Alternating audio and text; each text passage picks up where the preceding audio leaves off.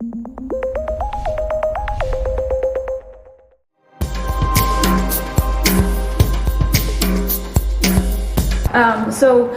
I want to do a little bit of the evergreen and then a little bit of the trees and shrubs to kind of go in with it. And there's no right or wrong way, so you can combine them however you want to. I just kind of put some color combinations together. So this is a Canada Red Chokecherry. It's one of the ornamental trees that we bring in the fall and in the spring. It has gorgeous foliage. So this is its spring and summer foliage. So this tree is going to be purple all season long. It actually sprouts out green and then it turns purple. Little white flowers early in the spring. Occasionally you'll get a few splatses of berries, the chokecherry berries, but the birds love those and they'll be gone before they drop and make messes and all that. This is a small ornamental tree, only getting about 20 by 20. Nice shape, does very, very well here. And it adds a pop of color to your landscape. The KB plum, the purple leaf plum, also will add this kind of color to you, to your landscape. This one has a little bit more of a pyramidal shape, whereas the plums are usually more rounded, more lollipop looking. But both are great trees just for the color alone. This guy we just got in, we had it earlier in the spring and then it's back. But it's kind of unique looking. This is an Oriental Spruce. Nice bright green color. Going to get about 35 feet tall and about 20 wide. Great pop of color for your backyard. It does get a little bit large, so it's not for small yards, but it's interesting. This guy has this really short needles, so it's very unique in its dimensions in leaf form.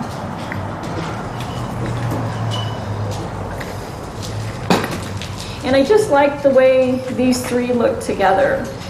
So you have the green during the summer of the autumn blaze, and then you got the fall color. They make a great pairing. They will definitely survive the summer here.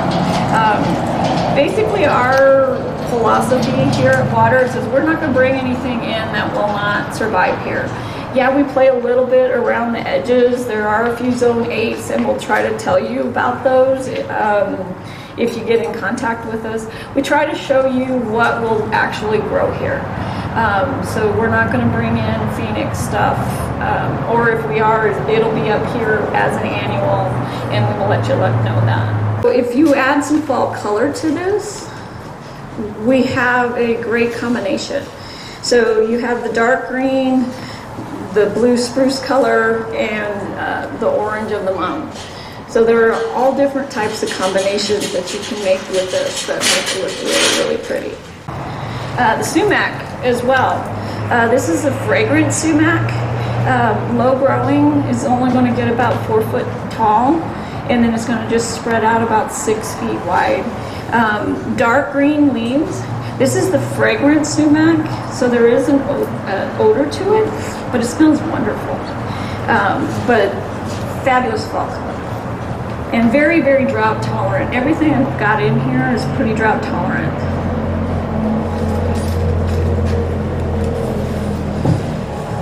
So, is that a vine that'll spread, or is that a bush? The low-growth sumac is a large or small, low-growing shrub. So 4 feet tall and about 6 feet wide. His question was, does it tolerate pruning? And yeah, it does. So if you need to hedge it up, you could definitely do that. This is kind of a little bit of what we'll talk about next week in our container class. But for pots in the fall and winter, isn't this a pretty combination? of colors. So you have your snapdragons that are, and these are the tall variety, so these are going to get in at 18 to 24 inches tall. The Dusty Miller is going to get in at 12 inches tall. The Ornamental Kale will get a little bit larger and just fill out. So a large pot for these colors will give you fall color all season long, all winter long, until it gets hot next spring. So all of these will do really well. This coneflower is a perennial. He will die back in this once it gets cold. Once we get a hard frost, he'll die back completely. But I just liked him with. All right. So this next combination is a combination of a Grace and Grit. This is the pink bicolor rose. Grit and Grace is a kind of a brand name that Monrovia has come up with for great shrub roses. They're profuse in their blooming, and they just continue to go on and on and on. Very disease resistant, not a lot of black spot.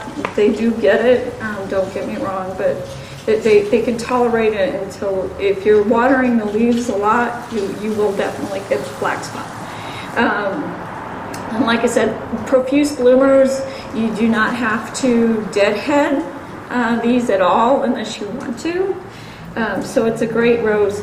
The Grit and Grace comes in the pink bicolor, the red, there is a pink, complete pink, yellow, there's a peach. So they do come in a wide variety of colors that'll fit your skin. This is everybody's tried and true favorite, the Nandina Heavenly Bamboo. This one is the Sienna Sunrise variety. These guys are compact shrubs.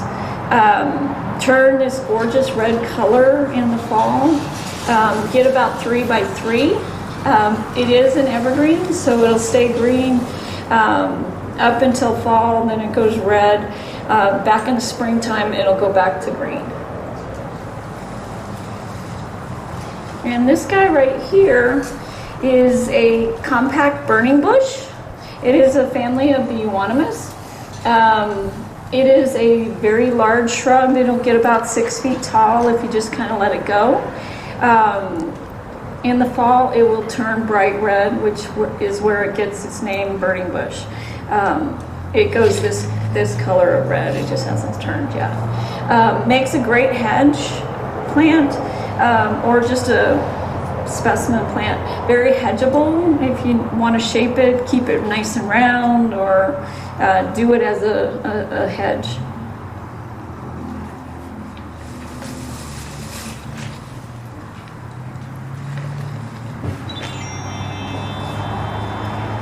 What was the first one called?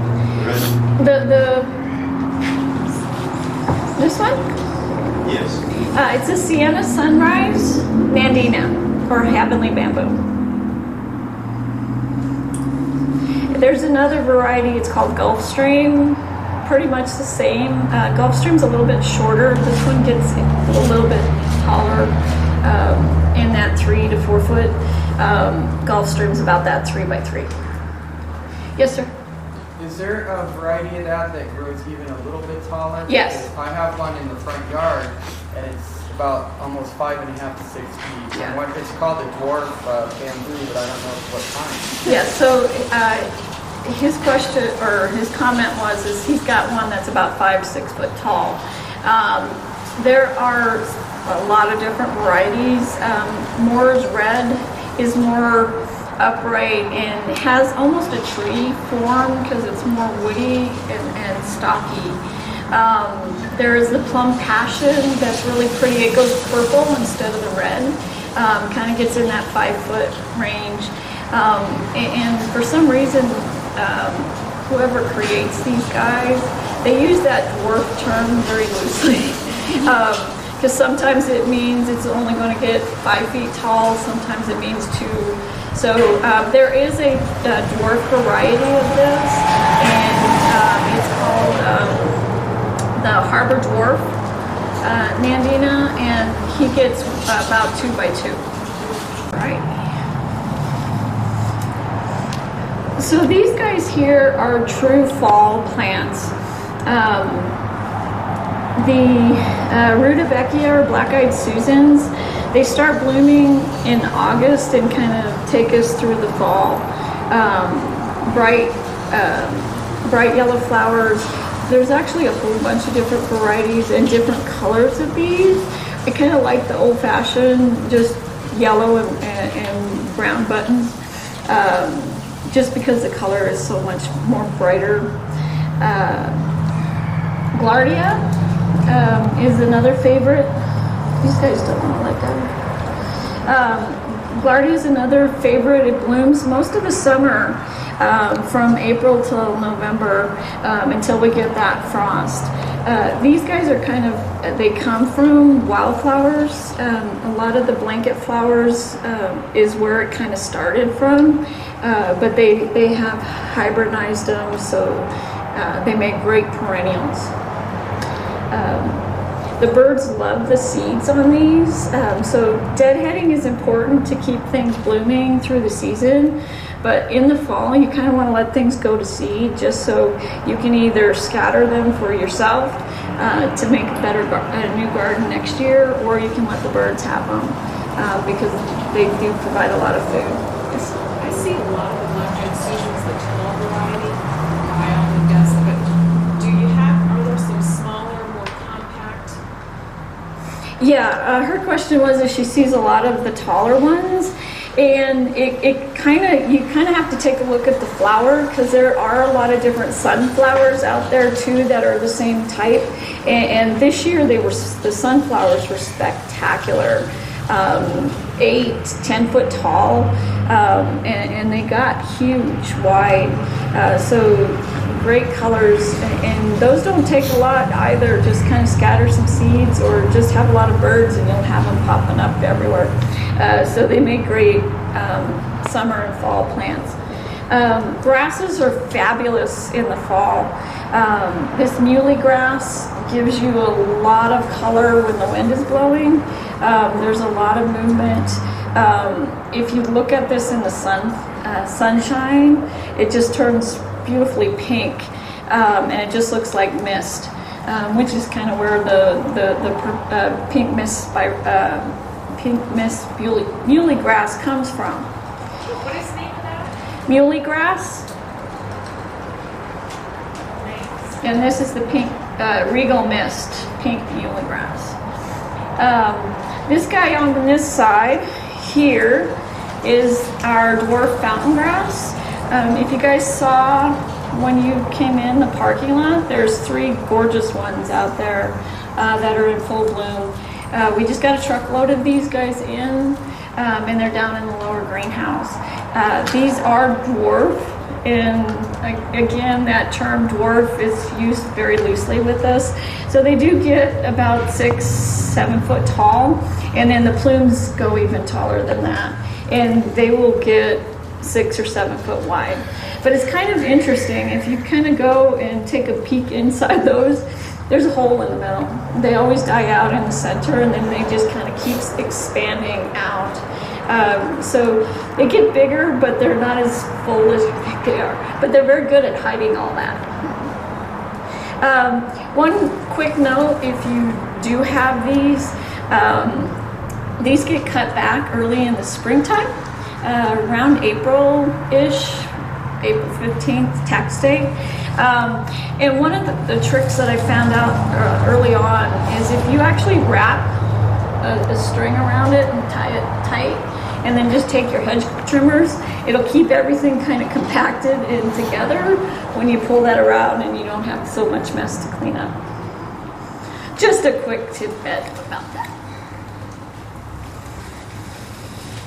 There are also all sorts of other types of grasses. Carl Forster is a great grass. He will get about 3 foot wide, more of a moundy grass, and then he has the wheat stalks that come up. Overdam is another one that is very similar to that, has variegated blades, the weak stalks. So he has a little bit different color, but really, really pretty. This little guy's a blueberry.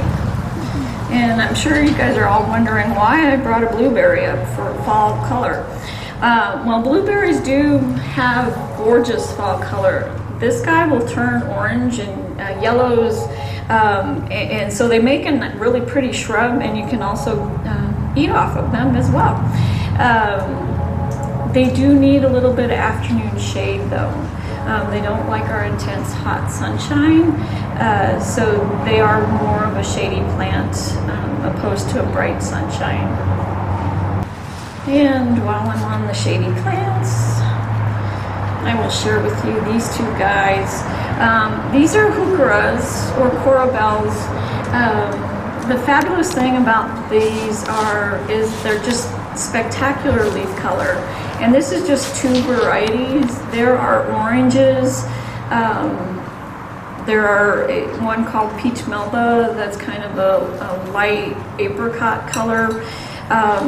They're just fabulous in a shady spot. They brighten up a dark area, especially if you have a combination of different colors to add that to that color palette that you've got going. They do bloom, even though it's not very spectacular.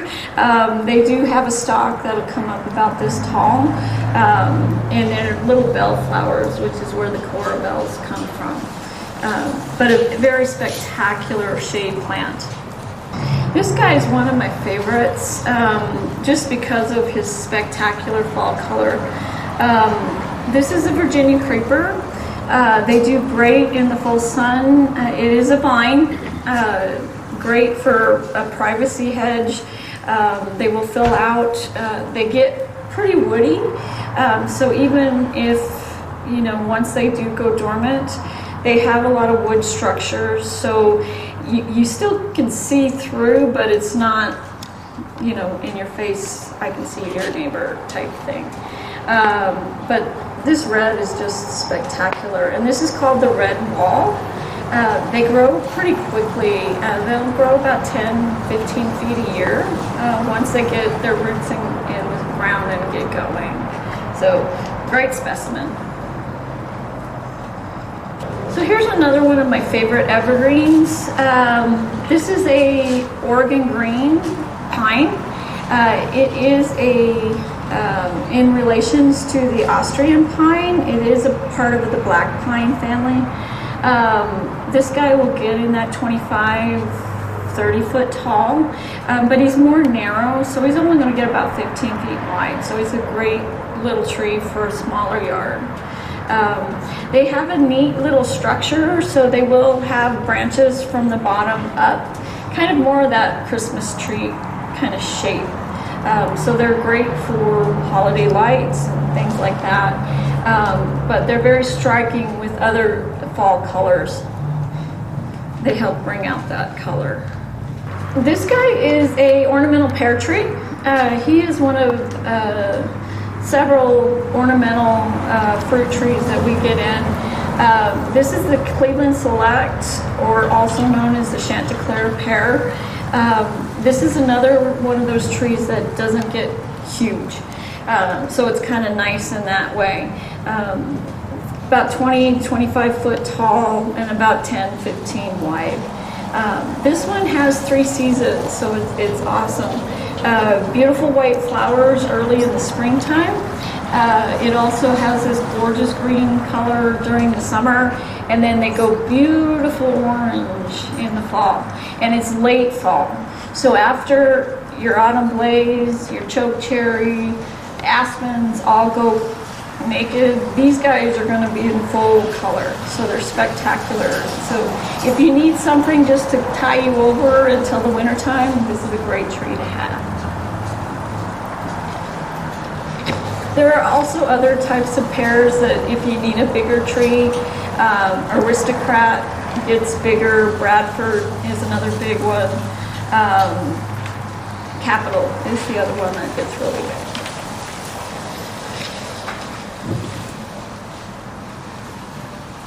Is that available in a dwarf, to say 6 to 10 foot tall? Say that again? Is that available in a shorter tree at 6 to 10 foot? No. Well, yes, there is a one that was, it's called Jack. I haven't seen it in a couple of years, but this year was kind of weird with everything else going on. All the nurseries ran out of stuff. Everybody decided this year was gardening and we're going to stay home and improve. So we ran out a lot of product.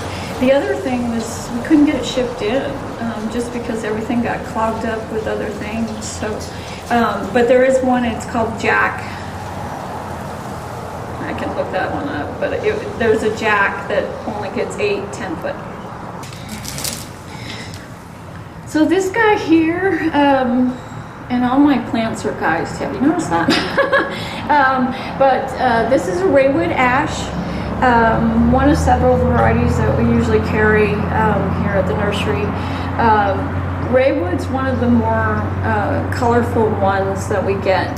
So he's nice and green during the summer. Then he'll go kind of purplish gold in the fall. Kind of has a nice oblong shape, so he's great that way. Really pretty tree. He is a fast growing tree as well, so if you're looking for a larger shade tree, this is a good one for you. They will get about 30 feet tall, maybe 35, and about 20 wide, so nice shade tree.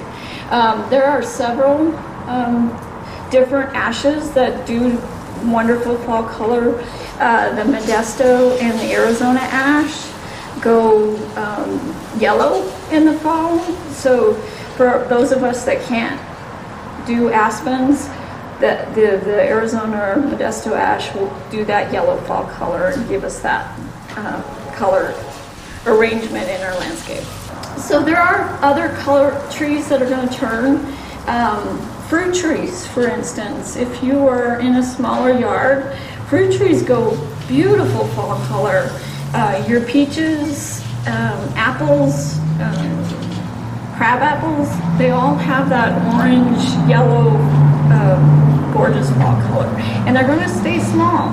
So if you have a smaller yard, they're a perfect specimen for that. Do you have a question? Are you just agreeing with me? Perfect. Yes? Pomegranates, do they grow here in Prescott? His question is about pomegranates, and yes, they do grow here, and they do very, very well. Those are another great tree. They do go yellow in the fall, so they do have some beautiful fall color. They also have gorgeous spring color as well.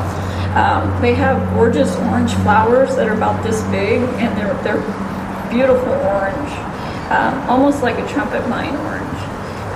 And the pomegranates are great. I was just at a house, and they're just now turning into time to pick them, so they're perfect. Yes? Question on the aspen. You don't need to bring it out. You said some of us can't grow aspen. Is there a reason? Basically, the reasons is aspens are used to growing in the mountains. And we have brought them here and are asking them to live in our high desert area. And in some areas, they do very, very well. If it's an established landscape, established neighborhoods, they do very, very well.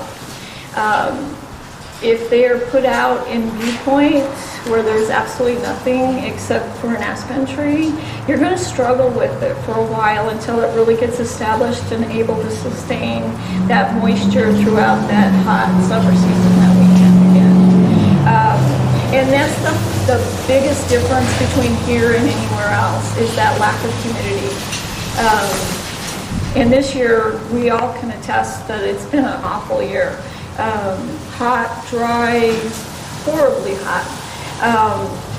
And all our trees are showing some stress. I've had problems. I don't know about anybody. I think we've all had problems in our yards just because of that situation. And it's hard to regulate, our water habits and things like that. We always tend to, well, it's hot, I need to water more, and then we start seeing things going on. And sometimes the trees are just fine because they're down underneath the ground and it's not so dry down there. Usually the top 6 inches is going to dry out pretty quickly, but down where their roots are, they're pretty happy. So as long as you're continuing with that regular once a week watering if they're established, and then that twice a week if they're newly planted plants, they will be just fine, and you won't have to worry about that extra water. So I noticed you're bringing that pot. How close can you plant them? So his Not in a pot. right. So his question was, is that this is a clump aspen, and that's basically typically how aspens do grow. They're called aspen groves for a reason, and because of that growth habit. So when they dug him, they dug the whole clump and put him in a pot. There are single-stemmed aspens as well, but you will notice once you get them planted and going, you will have them popping up just because it's the nature of the beast. So if you have a yard that has grass and you plant an aspen and you're watering your grass a lot, you're going to have aspens all in the grass and they'll just take over because it's a nice happy place because of all that water. How do they reproduce? Through the roots? Yeah. His question was how do they reproduce, and it's all through the root system. They'll just send out a sucker and pop up wherever they want to. So they're very aggressive. It's kind of like our Russian sage here. They just send that leader out and then they just start popping up everywhere. So, great tree, gorgeous fall color. And like I said, they do very, very well in an established neighborhood. So if you want that fall color, it's a great tree to have. Real quick, I did want to talk a little bit about roses. Roses bloom all summer long. There are all sorts of varieties that we can add to our landscape. Carpet roses kind of stay in that foot and a half, 2 foot tall, and will spread out about 3 or 4 foot. The shrub roses are going to get in that 4 to 5. You've got your hybrid tea roses that can get bigger and a little bit more maintenance. And they do very, very well here. It's really surprising how well roses do here. With the roses, depending on our winter, sometimes they don't lose their leaves. It just kind of depends on how cold we get. Sometimes they'll, like last year, we did get cold and they all lost their leaves. Some of the neighborhoods, somebody told me theirs didn't do that at all. So it's like, go you. Great additive to your yard.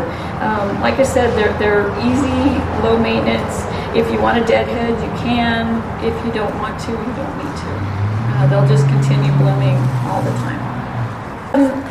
With any fall planting, there is some maintenance that I would like to go through with you.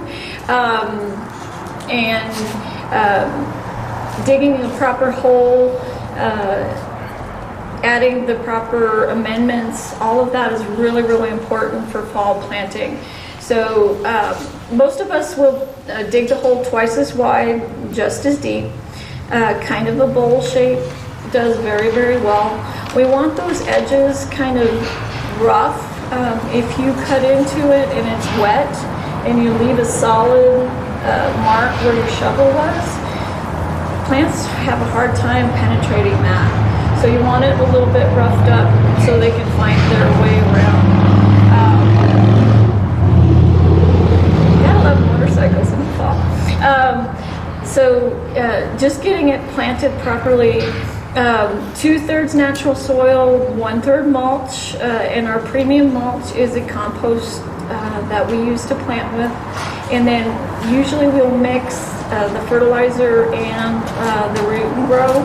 Our root and grow helps with, number 1, transplant shock.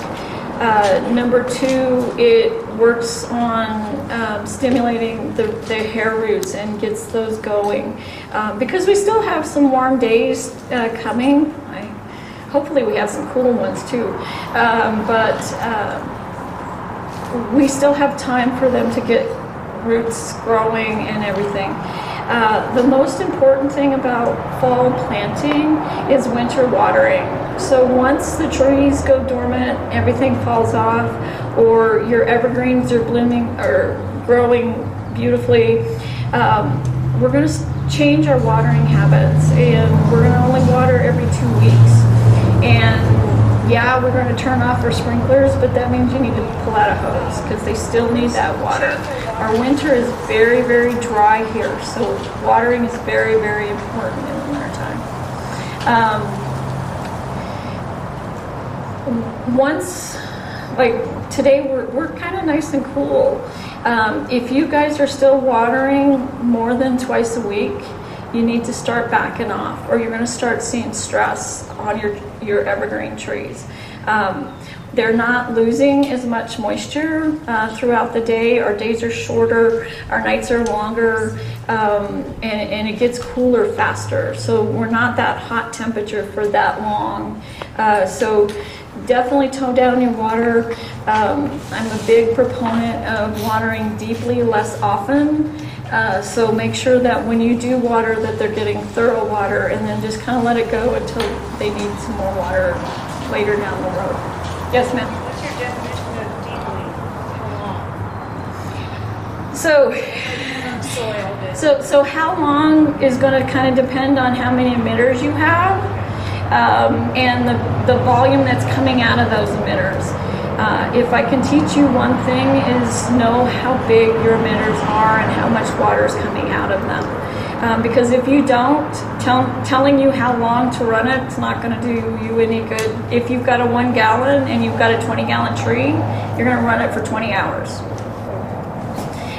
So the bigger the plant is, the more emitters that you're going to add.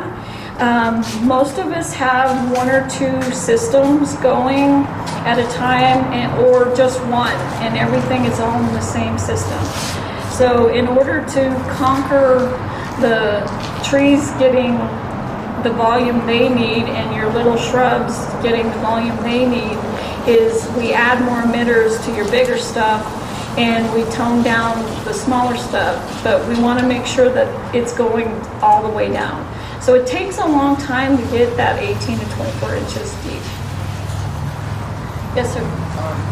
Talk about the watering differences in the winter between, say, something like a juniper and a tree that goes dormant because of the leaves.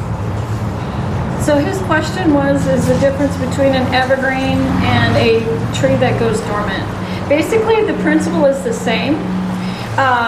So the trees that are dormant still have that root ball, and we need to keep it moist. In the wintertime, our evergreens, they don't shut down completely, but they're not in their growing mode.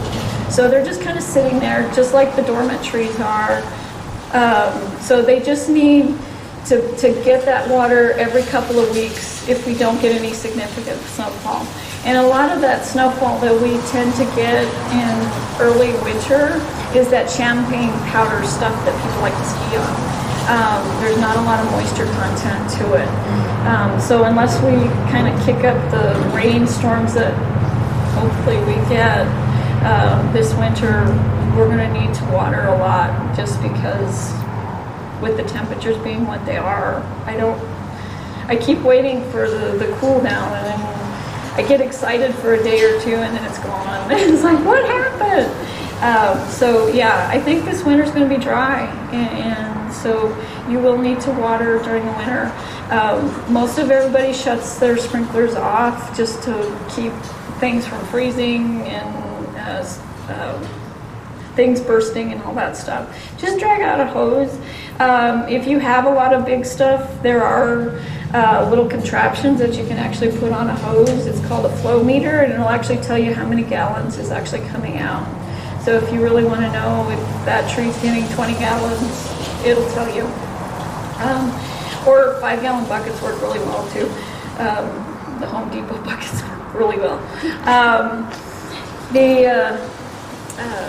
The last thing is that